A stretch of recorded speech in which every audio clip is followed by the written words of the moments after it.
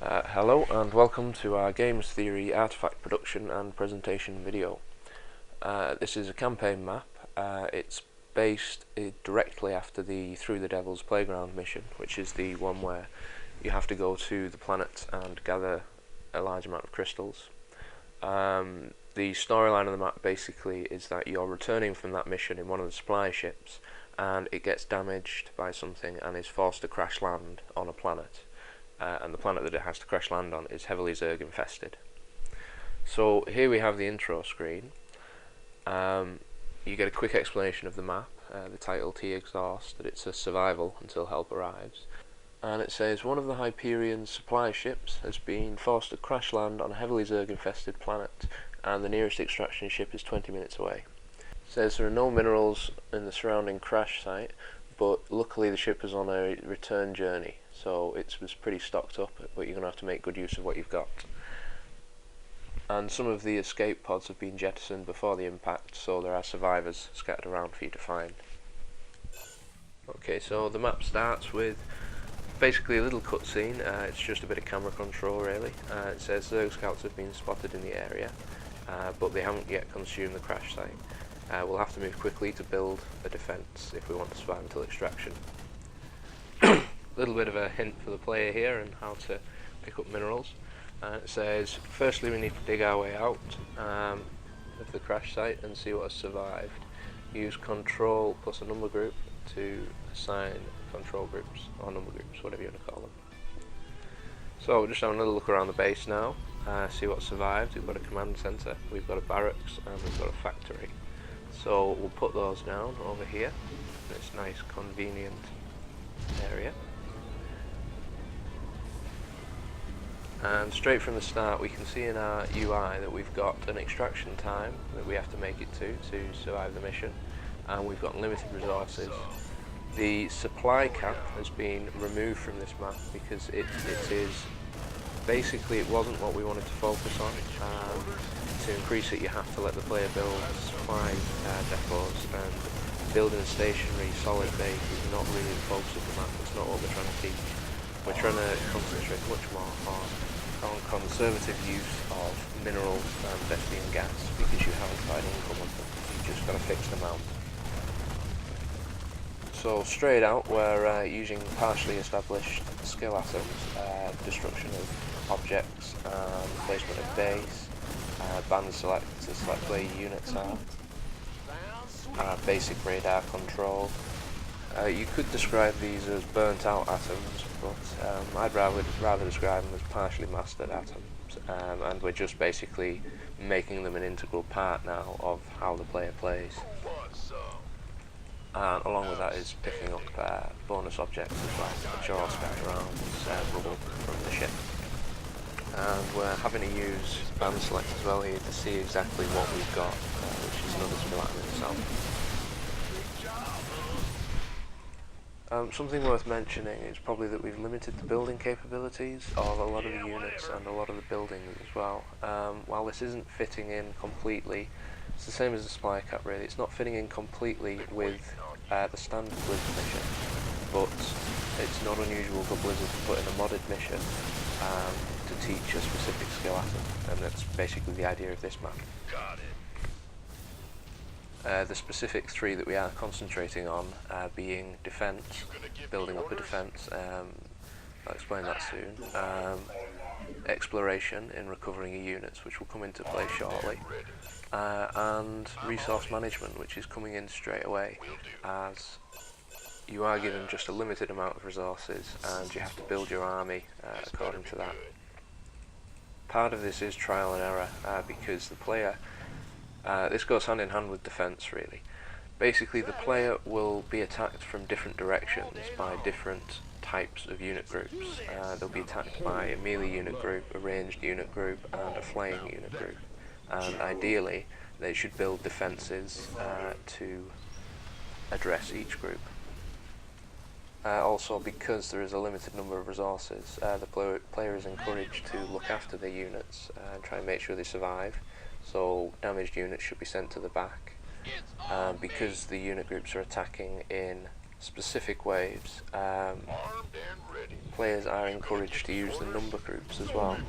So as one group will be anti-air, one group will be anti-melee, and one group will be anti-ranged. But we're just going to trigger our second little cutscene, which is just a camera focus over at the main unit group of the survivors. It says picking up radio signals from survivors to the east. They would make an excellent addition to our forces. So, as previously mentioned, this is a limited resource map, so extra men are a big bonus for this. So, we're going to go have a little look over here. Oh, we've recovered 2 ghosts there as well. So we've got over here, there's a bit of destructible terrain in the way, stopping us from getting through. We'll just group our units up here, so we've got a nice force ready for when we break through. Send another skeleton debatably. And let's go have a look. Let's have a blast. Been waiting on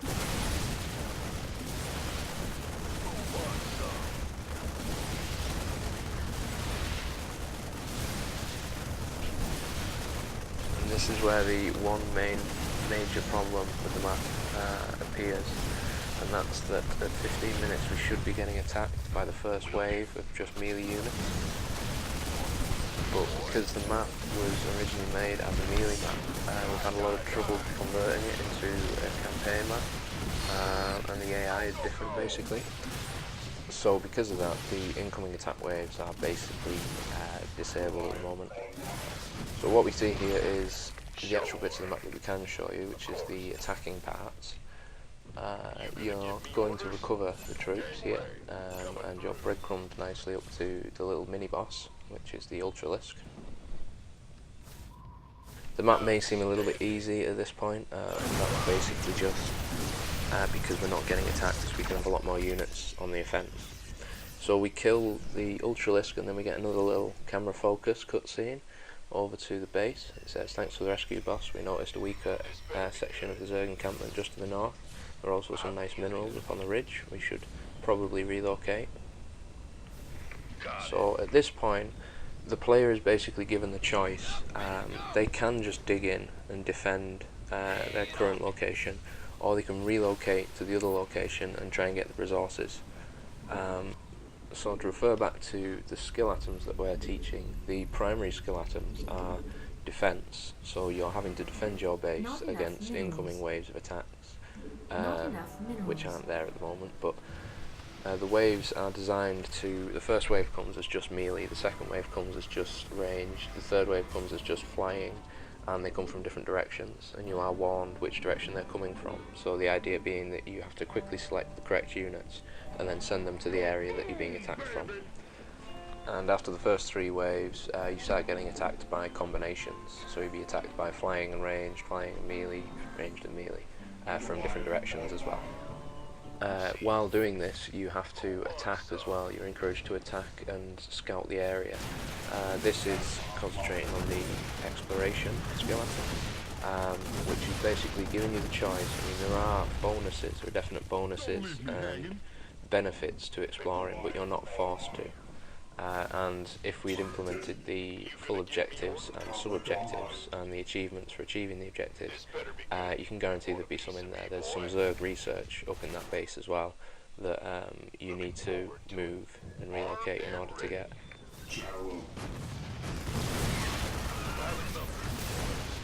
So as you can see, we've sorted our units into 2 groups. We've got a group for killing air things and a group for killing land things. This is a fairly advanced skill atom really. It's a combination of the number groups atom and the selection atom and the knowing what's effective against what atoms and a few others as well. And we're getting to a more advanced level on the selection atoms here as well, because we're using shift to select more units to add to the group that we've got. I was tempted to put a tutorial in here, but I didn't want to basically fill the whole map with pointers on how to do it. So we're just clearing out the weaker enemy base here. There's a much larger enemy base to the northwest. It's pretty impregnable. If you try and attack it, you'll just end up losing a lot of units. And with a map like this where you're completely limited on your resource count, you can't really afford to do that. And using shift there to queue an attack order, which is another schematic.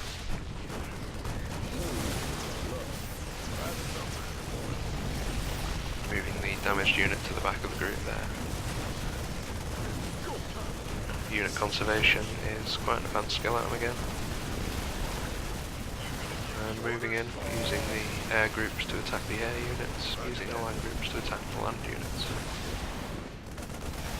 This is basically a skill item which you would have learned from defending your base had the attack waves worked properly. So we'll just clear this out. And here are the fabled minerals. Once you've gone over here really, you can rebuild your forces pretty quickly, which means that it's basically success once you've gone over there.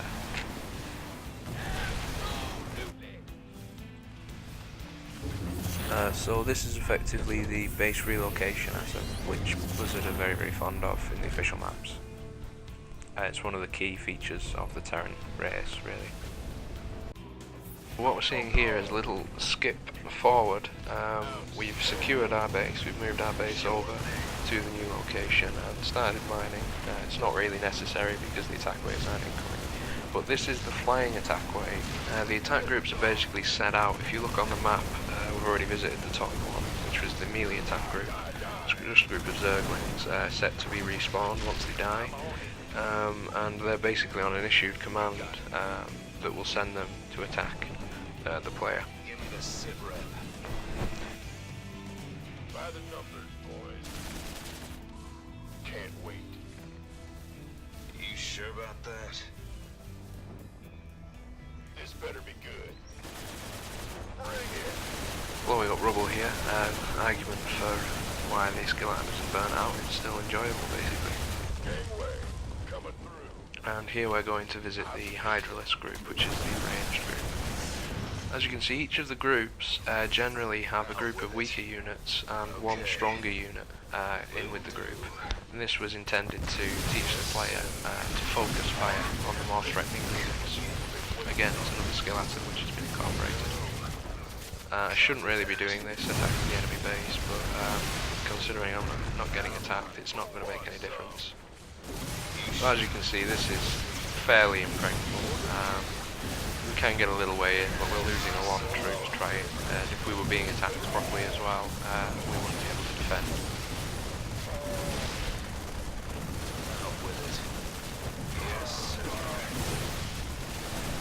Sadly, there's not a whole lot to do for the last 5 minutes of the map.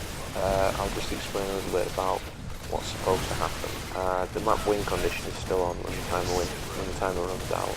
So when it gets to 0, you do pull the map victory. But there's not much point showing you it because not much happens.